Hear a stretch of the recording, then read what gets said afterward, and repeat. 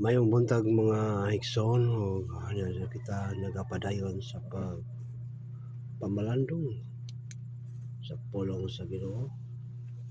Ano sulat sa balaod nga kasulatan, atong gipasalamatan ang Dios nga diin ning kamantagon kita ginakahimo pa sa pagmata o nakapahimo pa kita sa pagpadayon sa pagpasalamat kaniya sa atong buhi nga Dios nga tuwa sa langit tungod kay hatagan pa kita niya o kinabuhi madiin kita himo pa sa pagbangon ni nga takna sa kamantagon.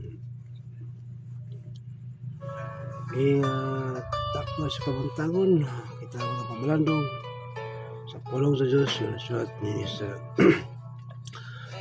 Pinadayag kapitulo 22 versikulo 12 kada gingon, tan-awa maabot ako sa dili madugay nga magdala sa akong pamalos sa pagbayad ngadto sa matag usa sumala sa iyang binuhatan. Ako mao ang Alpha o ang Omega, ang nauna o ang naulahi, ang siyugdanan o ang katapusan. No? Sa 17 na yun, ang Espiritu o ang pangasawaon nagaingon, o marika o siya nga nagapatalinghog paigna o marika o ang giuhaw pariya ang may tinguha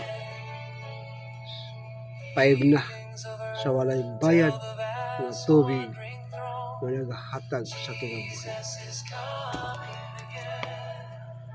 12 tanawa maabot ako sa dili madugay nga magadala sa akong pamalos sa pagbayad ngadto sa matag usa sumala sa iyang binuhatan. Warog dayag mga igsoon nga ang pagbalik sa atong Dios nagabase siya sa atong mga binuhatan. So kung magbuhat mangaling kita sa iyang kung magbuhat mangaling kita sa mga buhat nga mga may kini naisubay din sa iyang kagubuton nga din siya nagsubo nga din adunay mga butang nga atong pagabaton nga kita mahimong mayla nga mga Kristohanon mayong buntag ang dalagon ng Diyos walay katapusan.